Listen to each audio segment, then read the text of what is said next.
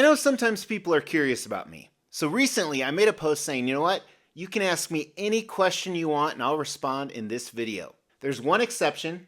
We're not going to talk about where I work. And if you're curious about that, check out this video right here. I'm very specific on why I don't say anything about that. And you won't believe the questions that came in. I'm going to try and answer every single one, but some of them are pretty difficult. Like, who's going to win the presidential election of 2024? How are babies made? Hell if I know. Hey, my name is Mr. X. Welcome to the Extreme Channel. We are giving away $1,000 statues to you guys. If you want to know how to win one, stay tuned for later in the video. Hey, welcome to the Extreme Channel. So this channel is about extreme collecting, extreme traveling, and Mr. X. That's me.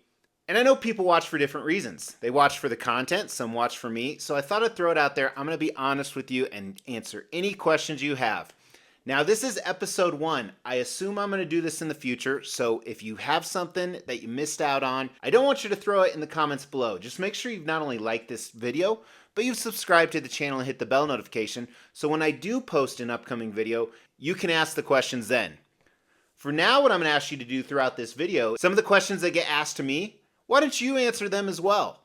I'd love to hear about you guys, learn about you just like you're learning about me. Plus, we're really close to the next giveaway. As we try to grow this channel, we like to reward you guys for watching and subscribing. So because of that, every 5,000 milestone when it comes to subscribers, we give away a couple $1,000s worth of statues. We've actually given away over 20 statues. To win one was easy. First, you gotta be subscribed to the channel. You'll get bell notifications when videos drop. Each video that drops, you want to make a comment on those videos. We pick a random video, we give away statues based on the comment. You can say whatever you want. The more videos you comment on, the higher your chances are to win. All right, so I'm going to answer every single question, and I'm going to be 100% truthful. So let's start out with Sharkbait. Sharkbait asks, what kind of music do you listen to? Who's your favorite artist or band? That's incredibly difficult. Now, if you asked who my favorite child was, I would easily be able to answer that. However, I'm pretty eclectic. I love everything from hard rock like Five Finger Death Punch all the way to like Halsey. I was at a Zach Bryan concert the other night. In a week, I'm actually going to the Rolling Stones concert. So I'm really eclectic. I really couldn't pick a favorite because it also morphs over time. If I had to pick like top 5, it's probably some of the stuff I have autographed up there that you can actually check out in my room tour videos right here. Jacob Rupp says, what are the top 5 pieces you've owned and top 5 pieces you've seen? So I think it's no mistake. Everyone knows my favorite is the Silver Surfer coming out of a black hole that I own.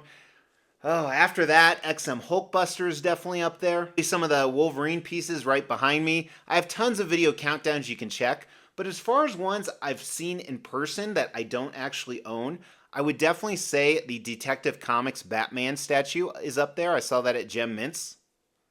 You got to remember, there's not a ton out there that I've seen and I don't own because usually when I see it and I like it, I buy it. But yeah, very hard question for me to ask. Maybe the life-size Hulkbuster by Queen Studios. That could definitely be one I would want to buy. Although I haven't seen that in real life. Comic and Culture says, top favorite bottles of liquor in your home. So not crazy or expensive. So this is probably pretty easy. I'm a whiskey guy. Woodford Reserve Double Oaked is kind of my go-to. When it comes to rum, I like Bumbu rum. Vodka is Belvedere. Tequila 100%, I do Don Julio. Actually, check out some of my drinking videos, and I go into a little bit more detail on those. Paul555 says, which statue would you like a company to make which has never been made? Well, Paul, I have an entire video on that, so you can actually check out this video right here on why won't they make these statues. That list is still pretty much the same as what it was. SF6FTW, because I blocked 5 a long time ago, he is the most loyal extremonite out there. He's kind of off the hinge, and I know what city he lives in, and I actually visit that city quite often. And so I keep teasing him that we're going to go out for a steak at Morton's. And one day we might, and if you never see me again and I go missing, it's because he did something to me. So his question is, when are you buying me a frickin' steak? I don't know. And just so you know, I don't really block many people. I think there's like 2 people blocked on the YouTube channel now. But sometimes comments are actually blocked by YouTube. So if I ever go into my folder of, hey, blocked comments, 99% of them are his. That aren't comments I blocked. They just get naturally blocked because he's crazy. What's something you wish more people knew about you? I guess people wonder if this is like a persona. This is how I am in real life, but I'm also one of the most loyal people you can imagine. And it's one of those things, yes, I'm a smartass in real life, but after you experience it for 60 videos or 60 days, people really end up liking me. And I think another thing is, there were rumors that I've inherited my money. I work my ass off. I would love people to sit in my shoes for a day and see how much I accomplish. And I don't take it for granted either. So I guess those three things. Most regretful purchase in your life. What was the decision in your life that you can point to as the one that propelled you the most? Oh, regretful purchase. Probably my first statue, honestly. I mean, I've spent over $1 million in collectibles, so I could have not done that at all. Decision in your life that propelled you the most outside of marriage and kids. Definitely have some private stuff I wouldn't share with you guys, but I think to become an entrepreneur. To risk my own money that I'd saved up working in the corporate world. And each time I do a new investment or a new project, it actually usually turns out pretty good for the most part. So I think the first time I decided to do that was the changing decision there. What was my most expensive impulse purchase? What impulse buy are you happiest with? Office Arcade, I can easily answer that. Most expensive is the Cybertruck. I was supposed to pick it up actually a week prior to filming this video, but I upgraded to the Beast, so it's going to be a few more months. That's the most expensive impulse purchase for sure, at $130,000 with tax. What impulse buy are you happiest with? Those would be those Breckenridge Broncos club tickets that I've done in this video. Super happy with that. It was an impulsive decision and very expensive, but worth every single penny. If you could collect only one scale, Dylan Hicks says, what would it be? I would do quarter scale simply for the fact I think 1/3 scale is a little bit better. Well, life size is better, but I don't have, thousands of rooms to put life size statues in, and I don't want to spend that much money. But 1/3 scale is probably the best, but quarter scale, I think you have the most options, like my X-Men wall behind me. So quarter scale, 100% would be my answer. Favorite movie? Oh, that's worse than picking favorite song. So I'll tell you what, John Nelson, go ahead and check out this video. Is my favorite movies. Not necessarily my favorite, but movies I absolutely love and collectibles based off those movies. I think that'll guide you in the right direction. What's something you know right now you wish you knew years ago? Also, what's the most annoying assumption people make about you, and do you smoke the weed? Said Shiny Shiny is always being serious. So a lot to break down there. First, what's something you know right now you wish you knew years ago? Something I know right now I wish I knew years ago. I would say this. You will never get rich working for the man. I'm going to say that again. You will never get rich working for the man. Depending on the year, sometimes I fall in the top 1% of income. And actually, that's the next question, too. We'll talk about that. But you have got to have side hustles. You got to have other businesses. But if you have one full-time job and career, for the most part, you will never get to the point where you can make $130,000 Tesla Cybertruck purchases on an impulse. So I would have started that much sooner because I did a corporate career for 20 years or so. What's the most annoying assumption people make about me? I think it's that I don't work hard. And what's funny is that would strictly be to the YouTube audience. Everyone I know in real life knows how hard I work. So I think there's that aspect to it, that I get stuff the easy way. I don't. My life is great, but I work very, very hard for it. And do I smoke weed? I do not. So I live somewhere where weed is very prevalent. I don't enjoy it. I'd rather drink. I do maybe once a year I'll have an edible. So nothing of regular frequency. I did when I was 18, 19 years old quite often, and it was illegal then, but I do not. Yoda Toy asks what my annual income is. Which year, Yoda Toy? So as I talked about earlier, when you have side hustles and different projects and different investments, your annual income greatly changes each year. So I will tell you this. In the last 15 years, my annual income has been, well, hang on. The IRS might be watching this. So there's a big risk there.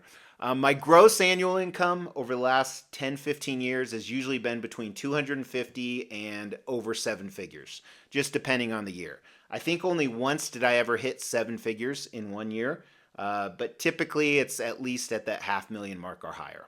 But if it's a bad year on what's going on, it can be lower. Tell us about your education, PRZMOC.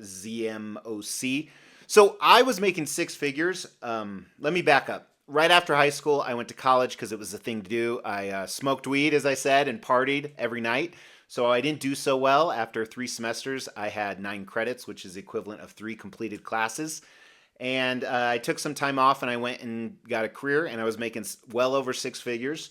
And I wanted to go back to school. So I went back, and I went back. This was about 10 years later.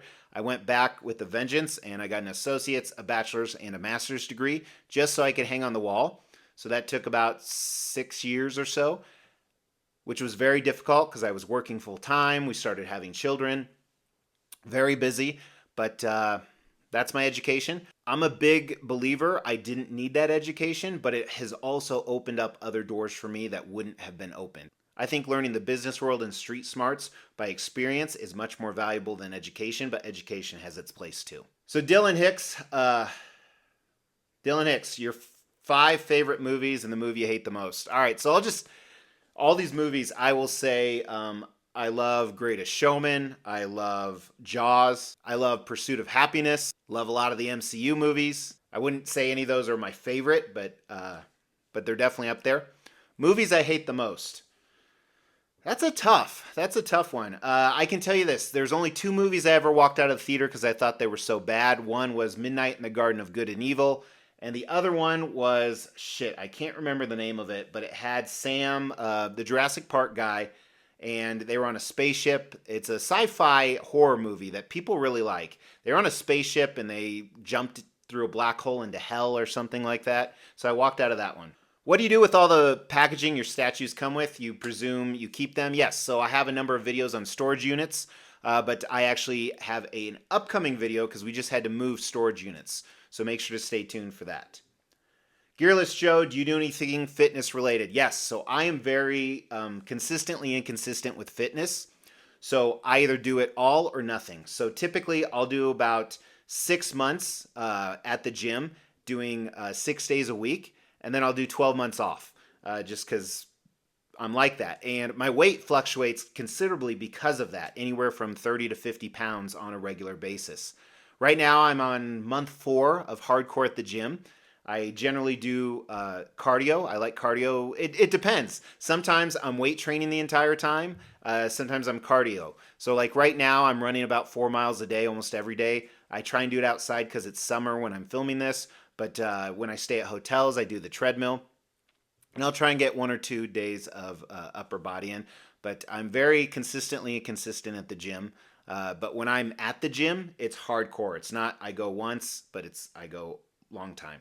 I'm definitely getting older, so I want to make sure I stay in good health. Instead of selling your statue collection, why not buy a bigger house? The Dermac says. Good question.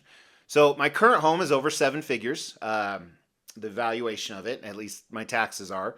So I would literally have to spend a couple $1,000,000 to buy a bigger home. And I don't need to do that. Our current home is almost 7,000 square feet. We just fill statues with 1/5 of it or so. So really there's no reason to do that, especially as I narrowed down my statue collection. I think I'm appreciating it more. This user asked what I do for work. That's off limits. Professional statue duster pays. Yeah, that could be. Or do I owe it to Mrs. X? I'm always behind on dusting the statues. You know, I do what I can when I notice, but it's a continuing battle forever. Kay Borton, what age did you get into high-end collectibles? I don't really reveal my age, but I can tell you I was doing it for about 8 years ago I started. How has Mrs. X not killed you? That's really curious considering my life insurance policy is a couple million. So maybe it goes back to one of those things that I'm different in real life even though I'm the same character. So people appreciate me more in real life.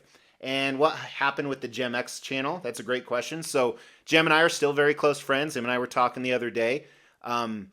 It was something we tried, and in full transparency, he wasn't feeling it as much, and so we decided, hey, let's not go any further, and we put some money and resources into it, and so we decided, you know, even though we are both very passionate about it, we decided to go.